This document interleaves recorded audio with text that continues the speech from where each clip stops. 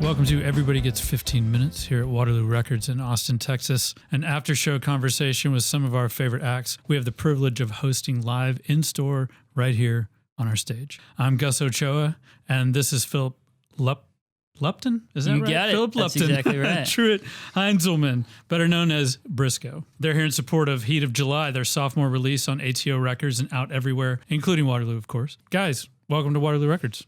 All right. Thanks for having us out. We're excited to be back. Absolutely. We're stoked to have you back. It was an amazing set. I mean, y'all have now played our stage at the old store and our stage here. What did you think of the new spot? I mean, we've been talking about it a little bit before we started, but what did you think? It's incredible, man. This whole space is awesome. Like we just talked about off microphone. I feel like y'all kept the spirit of Waterloo Records with you in the move and improve the space, which is like everything that you want to do when you're moving your store. So that's awesome. The stage is awesome. The fact that it was the, a portion of the original ACL live stage is insane. Crazy. I mean, that's such a cool part of history. So yeah, we loved it. It was a lot of fun. That's awesome. Our new owners, Trey and Karen, will be really stoked to hear that. Yeah. That it went over that well. How did you feel up there? It felt great. I agree. It's playing a record store. You kind of expect a low production kind of event, but I was super, super impressed, especially I don't know what the plan is with the gold record room over there, but for whoever's listening, it is the best room in the world. And there's a mechanical bull, except it's an armadillo. And it's just the coolest room that I've ever been in. It is, in fact, an armadillo, y'all. We haven't opened it up for rides yet, but I'm feeling like that's coming. You could charge a lot. You think so? Yeah. All right. I mean, it's definitely something to be seen. I just climbed on it without it moving, and it was exhilarating. So I think people would be all over that. I love it. I love that. We're so happy you guys came out today. For those who might be less familiar, how'd y'all get started? Where'd you meet, for instance? Yeah, so the story starts back like 12-ish years ago, 10, 12 years ago. We met at a summer camp out in the Texas Hill Country, camp called Lady Lodge Youth Camp. It's like Lakey, Texas. It's beautiful, right on the Frio River. And went into that summer. I didn't know anybody at camp. My parents just dropped me off and walked out onto the back porch of the cabin that I was in that week and saw another person wearing the exact same pair of shoes that I was, and just kind of looked up, and it was like, oh my gosh, we look like twin brothers. I mean, for those listening, they do look like twin brothers when y'all played the store for the first time, right? Like back at our old location, I straight up thought you were brothers. Yeah, fair. Like super straight fair. Up. Yeah. And in fact, I was speaking to you, I think, on the back dock earlier. Yep, that's right. And I thought it was you. Yeah. And it wasn't. And we do it to, I mean, like even the outfits that we're wearing now, it's kind of like, a parent that has twins. Okay. And they're like, I'm just going to buy them the same shirt, but one in black and one in white so that they can have some individuality. And so sometimes we just dress that way. And, we spend over these last 12 years, we've spent a ridiculous amount of time together between college and playing in the band and riding around the country in a van. And so I think we're just we're slowly just morphing. Yeah, it's just going to be one. You're going to morph into the entity that is Briscoe. I love it. That's awesome. Philip, I understand the name Briscoe. It's a family name? That's correct. Is that right? Yeah. Briscoe was my grandfather's middle name, my dad's middle name, and it was almost my first name, but I can't remember exactly, but somebody on the other side of the family didn't like it, some grandma. So I didn't get the name, but I always liked it. And when I kind of started Briscoe in high school, just like releasing songs under this name as just a way to put music in the world, I thought it would be a good name for a band someday, in hopes to start a band with Truett. And then we ended up at UT together here in Austin at Texas, and that's where we really got started under Briscoe, playing shows and stuff like that. Wow. Yeah. Well, I love a good middle name. I mean, I go by my middle name. Gus is my middle name. Oh, so is it? Nice. Yeah. Yeah. So I love that story. I think that's fantastic. That's a really unique way of naming your band as well. And it's kind of an homage to your family, which I think is really beautiful. So Heat of July. This is your second release on ATO? Is that right? Very cool. It's your second time working with Brad Cook, producer, MJ Linderman, Waxahachie. That's awesome. Yeah. That's fantastic. Talk a little bit about a little bit about the significance of his involvement and like how Heat of July is a different experience for y'all than West of It All. Mm-hmm. Yeah.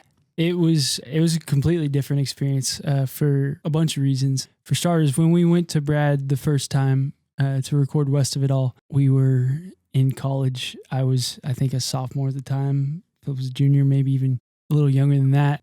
We just started working with our management team. We just started working and getting interest from a label and this, that, and the other. And so very quickly it went from just like, you know, we're college students and we play in a band to like, oh, wow, this like could happen. And so we show up in Durham, North Carolina, where Brad lives and prefers to record most of the time. And it was just kind of like, all right, this guy's like a professional. We're huge fans of pretty much everything he's ever done. Sure. So there was like a level of like professional intimidation, if you will. And of course, Brad is just the best guy in the world. He's so sweet. I mean, he's like a 6'5", hugely bearded teddy bear. And he's just, the way he thinks and approaches recording music is awesome. And so after that first record, you know, we circled back and talked to Brad and decided to work again. And very quickly it went from like he's Brad, we consider Brad a friend. And especially as we stepped into this second record, it feels like we knew each other better relationally and personally, but then also, you know, we knew each other better professionally with even little things like coming to this record. He very early on was like, all right, I know exactly how I want to record each of your vocals. It's going to be different. I'm going to use a different mic. It's going to be produced a little bit different, but like he just knew us well. And then just as that relationship furthered, it was like, you know, he earned the right, if you will, to speak plainly, and it felt like he could push us in unique ways and that we could communicate with him in ways that, you know, we maybe had a harder time doing before, and it just led to a much better collaborative effort. Yeah, so we're stoked with how it turned out and are super thankful for Brad. In a lot of ways, he feels like I said, a friend, but like an older brother who just kind of helped guide us through that. And he's just so intentional about the way that he makes decisions. And so it really just helped to take us to the next level with this record. That's fantastic. Having someone have that level of interest and then that like being able to have that that easy kind of relationship when you're working like that. Someone who knows what they want to hear coming through like the other end, you know. Yeah, I love that. That's fantastic. Yeah. Pretty much the same way. That's how you feel. Yeah, absolutely. Yeah. I just second everything. It was super nice to have somebody who knew us just kind of guide us in a direction for the second record. And just fortunate that we got to do it. Right on. Is there a primary songwriter in Briscoe? Or do you guys make equal contributions sort of in that sense? Yeah, that's a great question. It's split up pretty equally. We both love songwriting. I think that like the whole reason Briscoe started too was just like, right, as an outlet to release songs that we'd written in high school. I think that, when we bring songs to the studio, we write independently for the most part, but when we bring songs to the studio, it's a kind of a consulting relationship, right? And we'll give ideas or bounce ideas. And then Brad too, on the last couple records, has been a big part in helping songs kind of take their final form. So on Heat of July, what was the focus? I've heard, American roots music, open road, cinematic, but like, where did these songs like come from for y'all? So after we put out our debut record, West of It All, we graduated from college and we hit the road pretty hard. So for the better part of the last 2 years, we've been out and about playing shows, and it's been awesome. It's been such a treat. But with that, we just happened to be in the van for a really long time, and we happened to be driving around the country for a really long time. So we wrote a lot of these songs out and about. A lot of them, there's plenty of examples of like just the scenery and the landscape we were in. Philip has a song called Arizona Shining. That's a great example of that. Just like driving through Arizona and being like, whoa.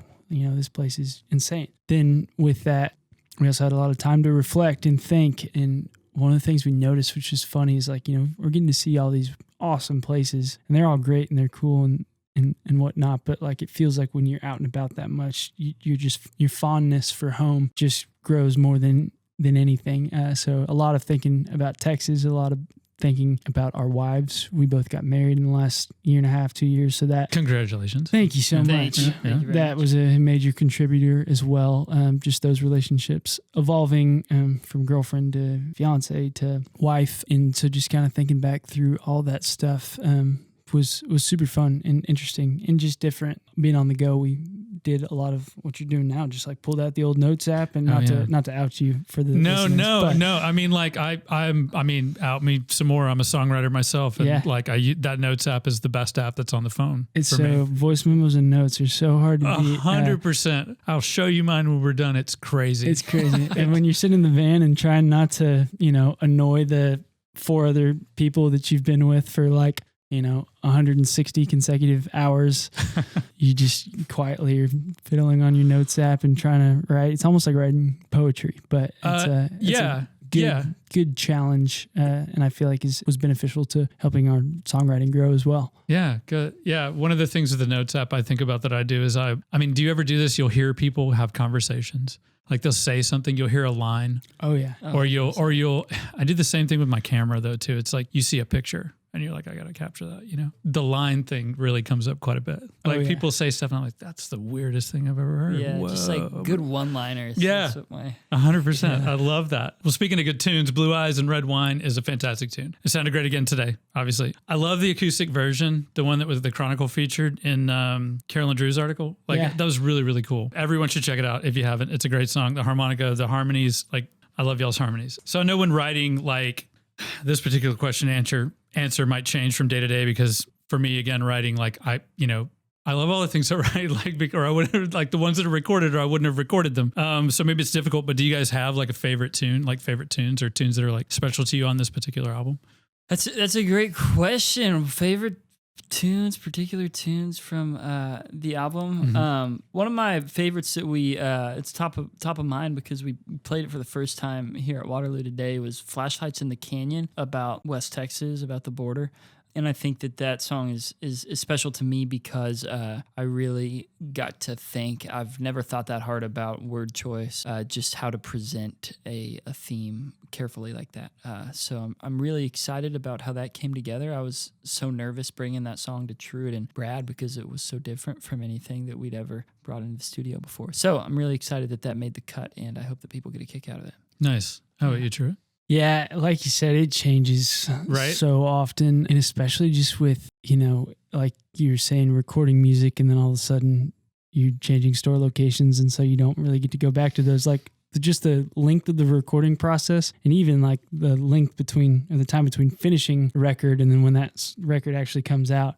I feel like after not listening for a while, listen back through, and I'm like, oh, this one's great. This is my favorite now. So it bounces around. There's, a bunch of songs that are special. Saving Grace is one I'm super excited about. It's the last single. It was really sweet to get to just kind of think back to when I first met my wife, and she was living in Fayetteville, Arkansas at the time. And so I'd go up there, and it's fun to just think fondly of a place like Fayetteville. And, we got to play in Fayetteville a couple weeks ago, and to have those memories is super fun. So I love that song.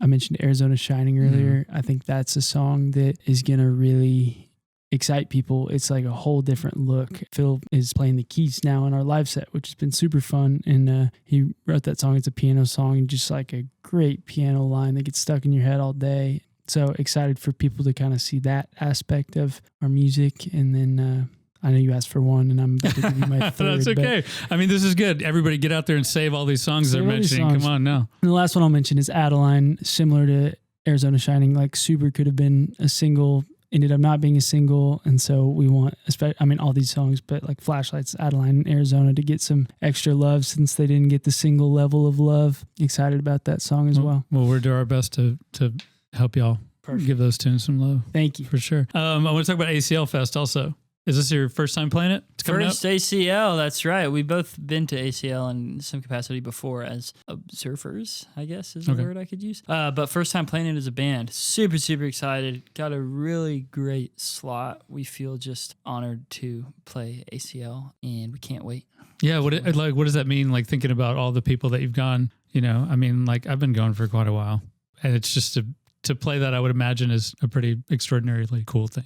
It's pretty surreal, man. I grew up in San Antonio, my buddies and I would always buy passes to Weekend One, and after lunch on Friday, we'd just get in the car and drive straight up to Austin and spend the weekend in Austin. So to think about having done that for a good while, to be on the other side of it now, and like Philip said, to be playing just a really incredible time slot. What time are you all playing? 5:30 to 6:30 on dude, that's fantastic. Friday of Weekend One. That is a great slot. We're stoked for that.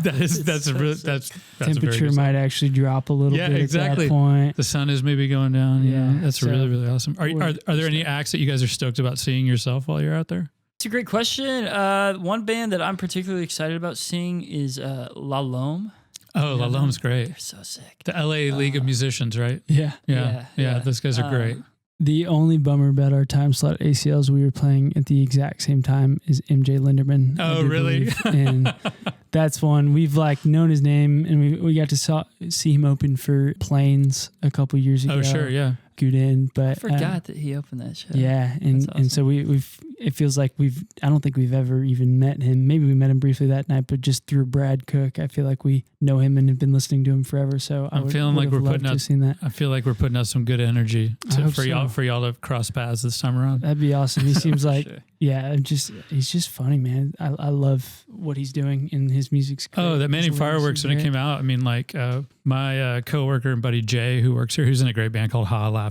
We were both just flipping out I record. It was like, oh my gosh, this 2024, how is this record coming out? Right now. Or was it 25? Was it 24 or 25? I think it was 24. I think it was 24, yeah. It's fantastic. But then they'll just I saw a video not too long ago at a festival of MJ Linderman is In the Wind, I think is his band. Oh, yeah. All of them wearing Wimbledon tennis outfits on stage. I'm like, they just don't take themselves too seriously, and it's just so much fun. That's amazing. That reminds me of an old Austin band called the Yuppie Pricks who used to do that. Last question for y'all, because I don't want to keep you too long. I'm really happy you guys played today. As you make your way through the U.S. in support of this record and on this tour, can you give us 3 records that you're like, this is what I'm going to be listening to this year on the road? Yes, we can. Awesome. I have been absolutely obsessed with Lyle Lovett for a while now, and I will be, when I'm driving, when you drive, you get aux in the Briscoe van. That's how it works. So when I'm driving, we'll be listening to